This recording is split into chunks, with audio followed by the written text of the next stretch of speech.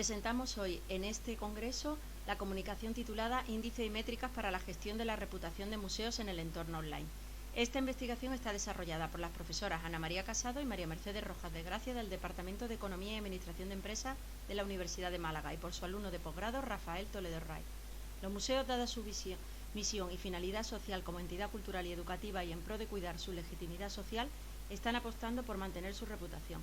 El incremento de visitantes que actualmente están recibiendo los museos en España como opción no solo cultural, sino también de entretenimiento, está suponiendo un impulso económico no solo para esta industria, sino también para la propia ciudad.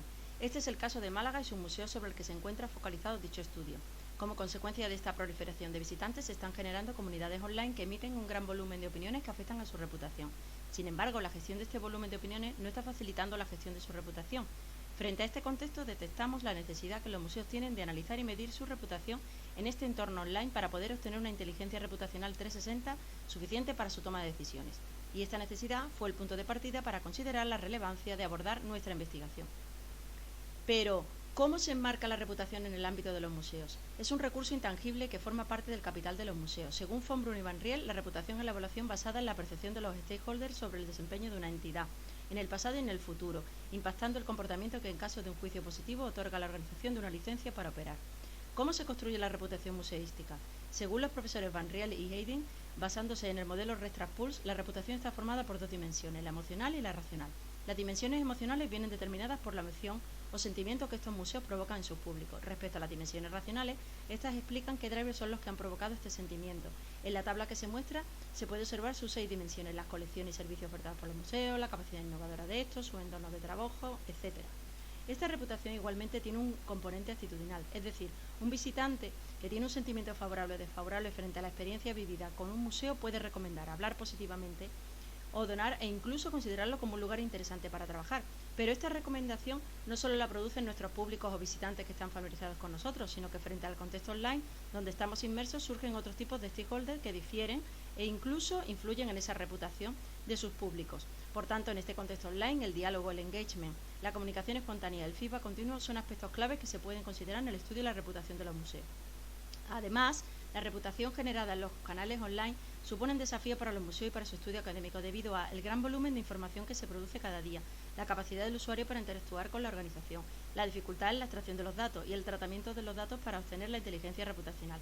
Para ello se hace necesario trabajar con herramientas que permitan extraer ese big data y gestionarlo con indicadores estandarizados.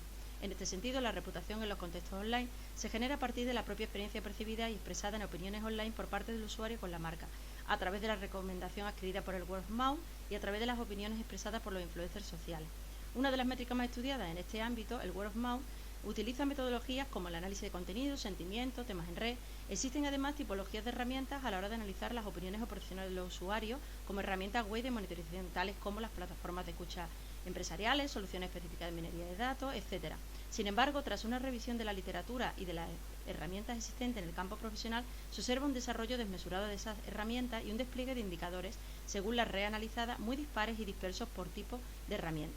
En resumen, como se muestra en esta tabla, existe un escaso consenso en cuanto a los algoritmos y denominaciones para referirse a un mismo indicador por tipo de herramienta y según la red analizada. Fijaros en la cantidad de herramientas gratuitas de métricas e indicadores que aparecen en esta tabla. En este sentido, los 5 estudios desarrollados para abordar el análisis de la reputación en los social media establecen distintas formas de denominar a sus métricas y sus respectivos indicadores. Sin embargo, se observa que muchos de ellos realizan el mismo tipo de medición. Así, por ejemplo, para referirse a la medición del alcance de las mediciones contempladas por Murdoch, Loeb lo denomina exposición, Bonson y Rakai lo definen como popularidad, o Barger y Labrel lo explican bajo el volumen y el share of voice.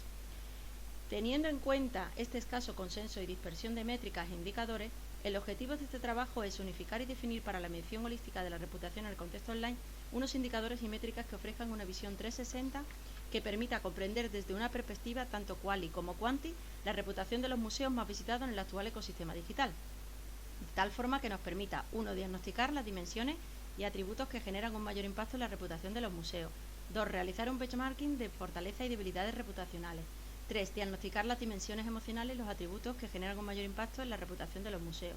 En cuanto a la metodología empleada, se realizó una investigación descriptiva aplicando técnicas cualitativas en etnografía, observación y análisis de contenido. El análisis estadístico descriptivo sobre la reputación de los distintos museos se realizó en una única fuente, la red social Twitter. Tras la unificación y definición de las distintas métricas e indicadores que la literatura abordada y que se muestra en esta diapositiva, extraemos toda la información objeto de medición que definen dichos indicadores unificados. La recogida de datos de Twitter se realizó durante el periodo comprendido entre el 1 de febrero y el 30 de junio de 2018.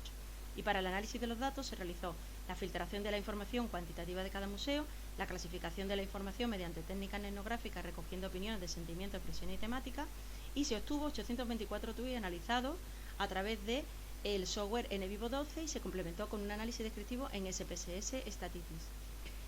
Para este estudio se han escogido como muestra las opiniones online expresadas en los perfiles de Twitter sobre los 6 museos de la ciudad de Málaga, con mayor número de visitantes a fecha 31 de diciembre de 2017.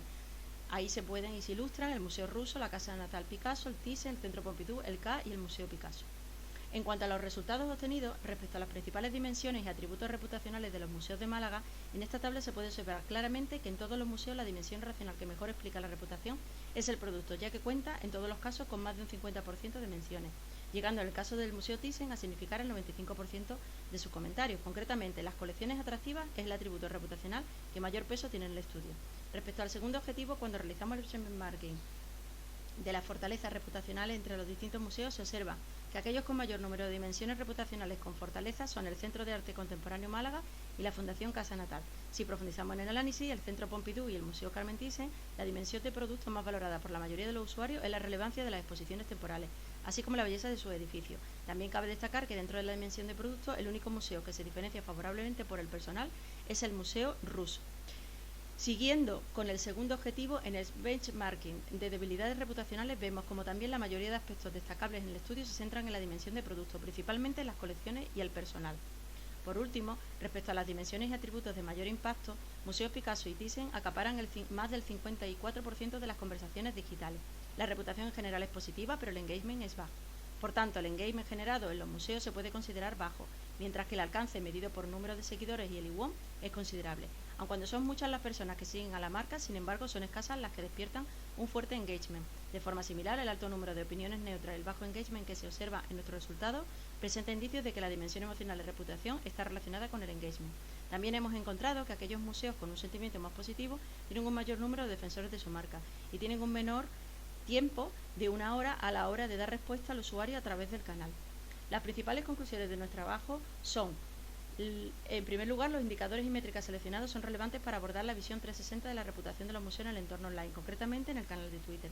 La dimensión productos y servicios es una de las más importantes y relevantes para explicar la reputación corporativa en el contexto online. Nuestros resultados van en línea con los estudios offline de la reputación de los museos de Van Riel y Heindi.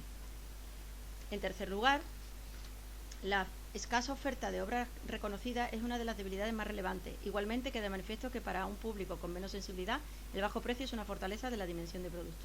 La dimensión emocional de la reputación está relacionada con el engagement. Consecuentemente, aquellos museos con un sentimiento más positivo tienen un mayor número de defensores de su marca. Y por último, nuestros resultados confirman que la reputación es un intangible clave en la diferenciación de las marcas museísticas. En este sentido, observamos que las fortalezas reputacionales de los distintos museos no siempre son las mismas y las tienen de la propia comparación con el resto. Por último, en esta investigación nos encontramos con ciertas limitaciones, como la extracción manual de los datos, la limitación que Twitter establece para dicha extracción por día a través de las herramientas gratuitas que hemos analizado, y esto provoca que no hayamos podido realizar un estudio longitudinal con un periodo más amplio que permitiera profundizar aún más en el comportamiento reputacional. Por otro lado, el estudio se limitó solo al análisis de los comentarios de una red Twitter, no pudiéndose abordar el resto de canales, dado que técnicamente era complejo por la no disposición de una herramienta Big Data para la extracción de datos. Por otro lado, la inaccesibilidad a las cuentas de analíticas propias de los diferentes museos hizo que no pudiéramos utilizar otro tipo de métricas web. En este sentido, proponemos como futuras líneas de investigación la implementación de técnicas de Big Data y Business Intelligence para ampliar el periodo de los estudios longitudinales de la reputación de los museos en los contextos online y ahondar en aspectos como la intensidad del sentimiento reputacional. Muchas gracias por su atención y para cualquier consulta estamos a su disposición en las direcciones de correo electrónico que aquí se publican. Gracias.